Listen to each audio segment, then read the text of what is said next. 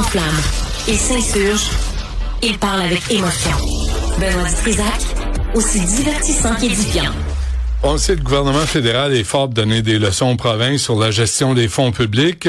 Aujourd'hui, c'est un autre exemple. Je peux vous rappeler le projet QRAM, le système de gestion des prestations de la sécurité de la vieillesse. C'était censé coûter 1,7 milliard. Ça va être rendu à 6,6 milliards d'ici 2031.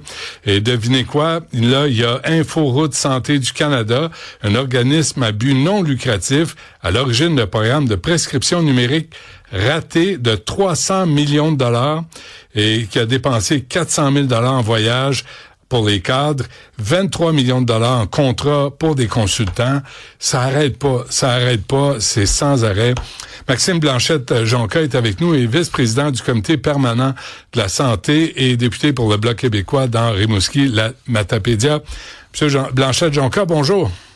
Bonjour, M. Dutrisac. Merci d'être avec nous. Alors, expliquez-nous d'abord, c'est quoi l'Inforoute Santé du Canada? Oui, Inforoute, là, c'est la compagnie qui gérait le programme. Ça s'appelle Prescribe-It. Donc, c'est un programme fédéral qui a été lancé en 2017 pour remplacer les fax en santé, permettre aux médecins d'envoyer des ordonnances électroniquement aux pharmacies. Donc, sur papier, l'idée avait l'air bonne, mais le problème, c'est le résultat. Donc, le gouvernement fédéral a investi près de 300 millions de dollars dans ce programme-là. Mais le résultat, c'est qu'en 2026, là, presque 10 ans plus tard, c'est moins de 5 % des ordonnances qui passent par le système. Donc, techniquement, le système, on nous dit que ça fonctionnait, mais là, 95 % des pharmacies et des systèmes étaient prêts. Donc, c'était pas nécessairement un échec technologique, mais c'est un échec d'adoption. Donc, fondamentalement, c'est qu'on a financé une infrastructure nationale sans s'assurer que les médecins allaient réellement l'utiliser. Puis je veux vous dire que les signaux d'alarme étaient déjà là. En 2021, on avait des préoccupations sur l'adoption du programme. Après ça, en mars 2023, Santé Canada a confirmé qu'elle n'allait pas renouveler le financement après 2026. Et là, ça a pris 2 ans, en novembre 2025, pour nous dire que finalement, le modèle n'était pas fiable. Puis là, à la fin du mois de mai, on ferme complètement le programme. Et là-dedans, on a accordé, d'abord, on a viré l'ancien chef de la direction de l'Inforoute Santé du Canada, Michael Green. Il gagnait 900 000 $ par année, lui? Oui, 900 000 $ par année. Puis c'est bien que vous me posez la question. Il y a 2 semaines, on l'a invité à venir au comité de la santé témoigner. Ouais. Je lui ai demandé, là, par rapport à l'échec monumental du programme, c'était quoi son auto-évaluation? Donc, au départ, il n'a pas voulu me répondre, et finalement, la présidence l'a forcé à répondre. Et lui, il s'est auto-évalué 8 sur 10. Et pourtant, aujourd'hui, il n'est plus en fonction. Il s'est fait sacrer dehors, et ça a coûté 300 millions. Qu'est-ce qu'on a en retour? On n'a pas grand-chose, mais écoutez bien, là. Entre-temps, on a essayé de sauver le programme. Donc, on a commencé à charger les pharmaciens 20 cents par ordonnance pour utiliser le système. Ça a empiré l'adoption. Donc, on a même tenté de transférer le programme au privé après avoir investi des centaines de millions de dollars publics. Puis vous avez bien nommé tout à l'heure, là, 23 millions de dollars aux consultants, incluant les firmes de communication. Donc, imaginez, là, on n'a pas un système qui fonctionne, mais on continue à payer pour le gérer puis pour en parler. Puis au Québec, notamment, on n'a pas retiré grand-chose. Là. On a réussi à avoir les transactions pour l'année 2025-2026. Et on parle d'environ 54 000 transactions sur 11 millions au Québec. Écoutez bien le chiffre, là, 0,5 % d'utilisation au Québec. En Ontario, on est aux alentours de 72 %. Donc, c'est-tu un programme pour l'Ontario ou c'est un programme pan-canadien? La question est à se poser. Et tout ça, M. Blanchette-Jonca, alors que sous Justin Trudeau, on a engagé 110 000 nouveaux fonctionnaires, mais on a quand même besoin de consultants. Oui, exactement. Donc, c'est incroyable. Là. Puis, je permets de souligner aussi que Prescribe-It, là, ouais. Évidemment, il fallait trouver un mot en anglais quand ça vient du fédéral. Là. Ben oui. Ça a commencé en 2017 et c'est seulement en 2023 qu'on a commencé à l'utiliser au Québec. Donc, en 2020, il y avait un protocole d'entente qui est en cours de route. Donc, imaginez, là, on a enfoncé ça dans la gorge des provinces. Puis en plus, nous, au Québec, on a payé là, avec nos taxes, nos impôts. Et on l'a eu 6 ans après tout le monde.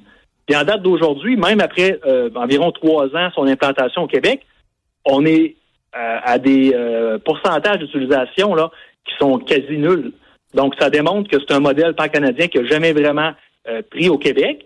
Et surtout, ça démontre un problème beaucoup plus large. Là. Donc, Ottawa se mêle pas de ses compétences. Il est même pas capable de gérer son propre programme d'assurance-emploi, voire même ses prestations de pension de sécurité de vieillesse avec Curam. Le système de paye Phoenix.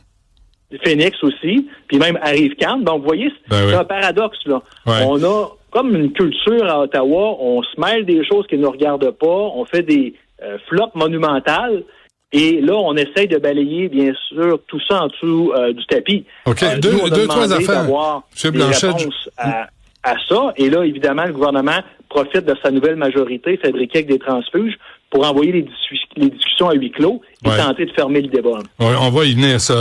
Aussi, on parle de 400 000 $ en voyage d'affaires en 3 ans. 400 000 $. Est-ce que vous avez eu le détail de ça? Est-ce que vous savez où est-ce qu'ils sont allés, ces gens-là?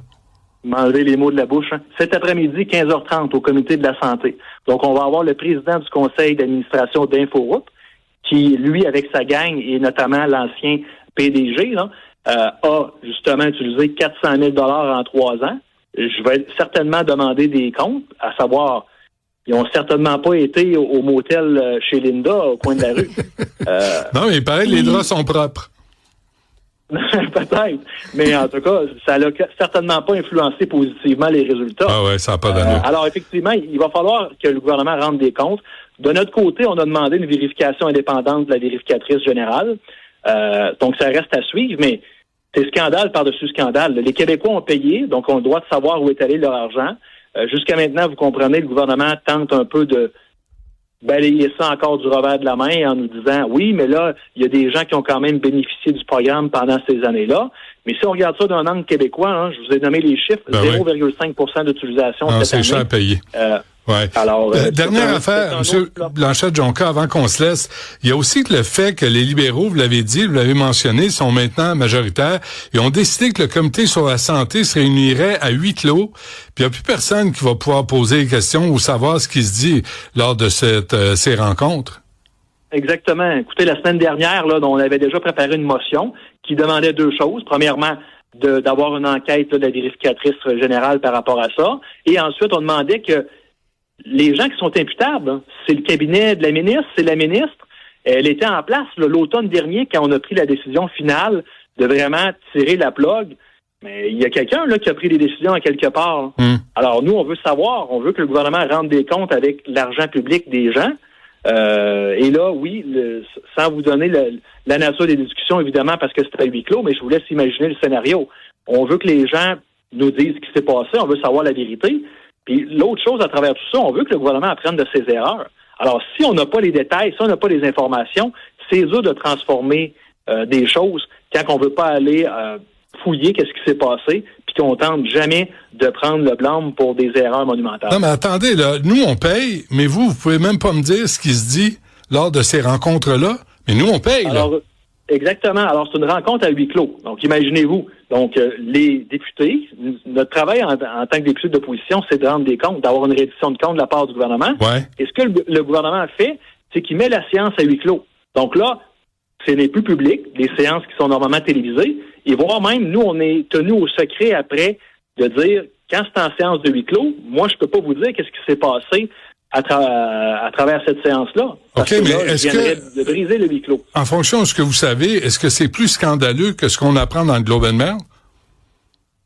Il y a tellement d'informations qui restent à savoir. Et vous comprenez, moi-même, je tente, en tant que député, là, d'avoir de l'information et le gouvernement nous la donne au compte-gouttes ou ne veut pas nous la donner. Et je vais vous dire quelque chose d'encore plus frustrant. Hein.